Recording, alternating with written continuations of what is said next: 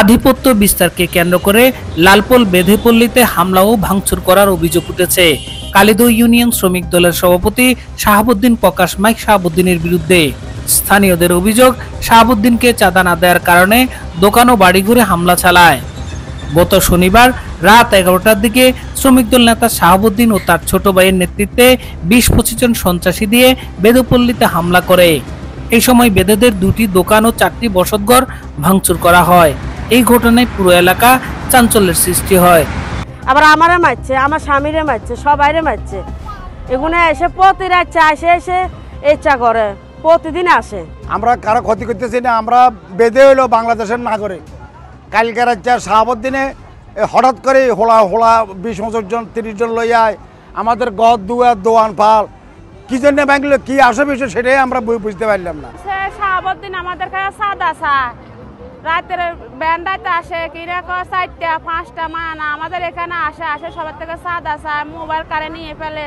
তারা কিসের টাকা দিত, তারা মেয়ে দিত, মেয়েদের কারণে টানা আশ্রা করে। টাকা সাদা কেন দেয় না বস্তির লোকে, তার জন্য ফুলাফা নিয়ে আসে, অস্ত্র নিয়ে আসে, রান্দা জিনিস নিয়ে আসে, আমরা সবকিছু ভাঙচুর করে আমাদের দোকান ভাঙ্গি, টাকা পয়সা সবকিছু লুটপাট করে দোকানে সবকিছু নিয়ে গেছে।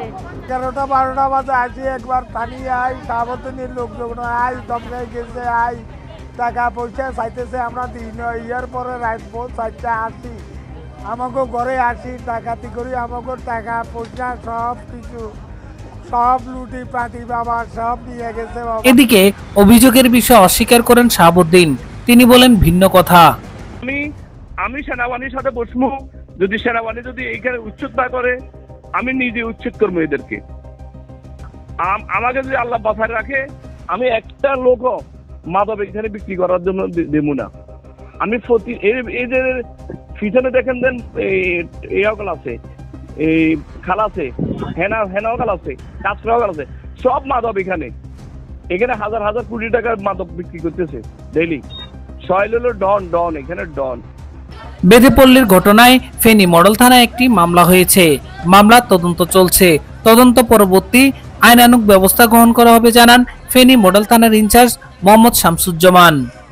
বেঁধেপল্লী তো আপনারা সবাই জানেন, এখানে এই যে বিভিন্ন বেদে তারা মাদক নিয়ে বিভিন্ন পতিত আছে মাদকের আখড়া বলে। আমরা মাদক আখড়া যাতে নিঃসরণ করেন সেখান থেকে মাদক মুক্ত, সেই জন্য আমরা আশু পদক্ষেপ ইতিপূর্বে গ্রহণ করছি। এখনো আমরা বিভিন্ন অভিযান অব্যাহত রাখছি। এই ঘটনাটা আসলে একটা পক্ষ ওখানে তারা কি ওদেরকে নাকি কোনো ইস্যুতে মারধর করার পর তাদের ঘর বাড়ি ভাঙচুর করে, সেই বিষয়ে তারা একটা এজাহার দায়ের করলে সেই বিষয়ে আমরা মামলা রেকর্ড করি।